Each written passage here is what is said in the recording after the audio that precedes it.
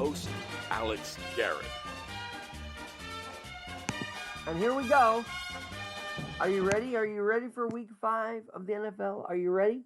The Giants come in off a 3-1 start into this weekend against the Ravens after beating Green Bay last week in what was a London series stunner. And then the Jets, after their win last week, they're trouncing 40-17 over the Dolphins. They face a formidable opponent again, the Packers. So they came in going at Lambeau at 2-2. Giants come into the weekend 3-1. But arguably, despite the low scoring game last night, arguably, because it was low scoring, no one's really talking about it. Commanders winning 12-7. 12-7 against the Bears. Quite a feat to get that low, I think. And this comes a day of the ESPN breaking news that Dan Snyder, the great owner of the Redskins / Commanders, class act, dude, class act. He hired private investigators, so it's no wonder the owners want to vote him out of the committee and whatnot. Well, we'll see if they do that. But what should be discussed is we've gone from, okay, Tua has collapsed on the field twice. Again, last Thursday night. But then what happens? What's the result? Came on here and talked about the policy change. Apparently, policy change was any little tackle, a sack of the quarterback is roughing the passer. Did you see that atrocious call Monday night? Monday night. Chiefs Raiders had an atrocious call against the Chiefs as they sacked Carr pretty clean, but were called roughing the passer. What's going on? So they've got to go back to the drawing board, 100%.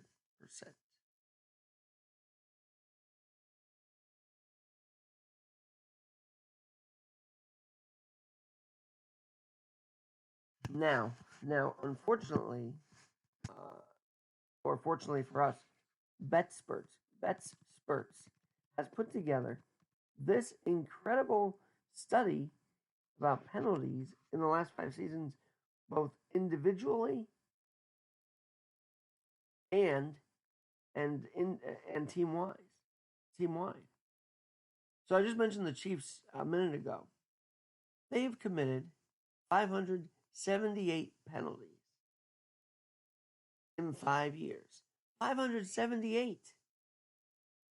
On the player side, Atlanta Falcons' Jermaine Effetti has committed the most penalties in the NFL, totaling 49. In 5 years, that's still not bad, I guess. I feel like it's not that bad. But 578 penalties committed.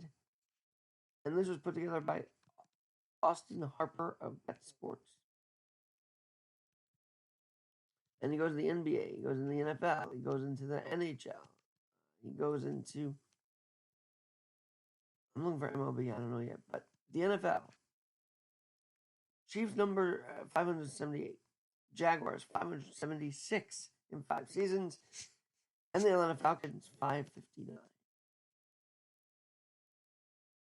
So pretty incredible number. They committed 137 in the highest year of 2018, in which they finished first in the AFC. Now, here's an interesting stat. In the last 5 years, the team conceding the most yards, well, our little New York Jets team is third place with 4,940 yards penalized.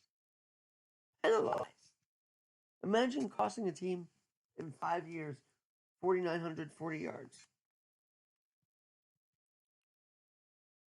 Now, the Jets, thankfully, were not above the 1,000 range a lot. I see that Jacksonville was 3 times. But the highest they ever committed in the 5 seasons was 1,138 in 2019.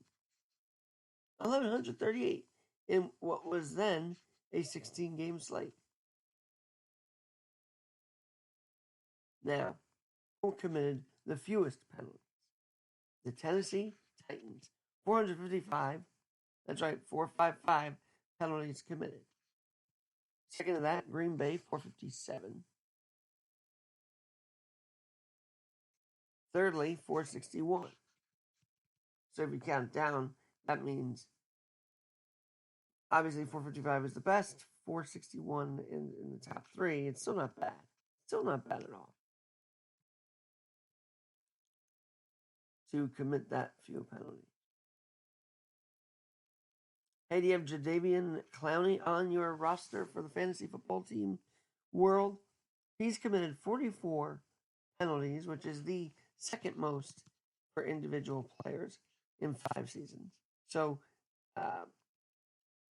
he's aggressive out there, man. He is very aggressive. He had 13 penalties both in 17 and 18, and then a 12 spot in 2019, and then 6 in just last year. Still a solid player, but that is a lot. To Betsperts, that's a lot of penalties. He referenced all of these at actually NFLpenalties.com. I gotta send you this link as well. Maybe we'll get to the NBA stuff too, but for now, Betsperts saying the Chiefs have committed the most penalties in the NFL, and maybe more if they start, hitting the runner, hitting the passer as a try of a sack and then get called for roughing the passer. What's next, NFL? Roughing the runner? Is that what's next? Sometimes I put what I said on Facebook in my podcast, so it's in my words, and there you have it. Maybe we'll have roughing the runner next. Oh, I don't know what Goodell's going to do next. I just don't know. But for now, as always, it's either one or the other. You got a guy collapsing, or you got a guy being penalized for committing a sack. No middle ground in the NFL, I swear to God. Anyway, I'm Alex Garrett. We'll talk to you soon.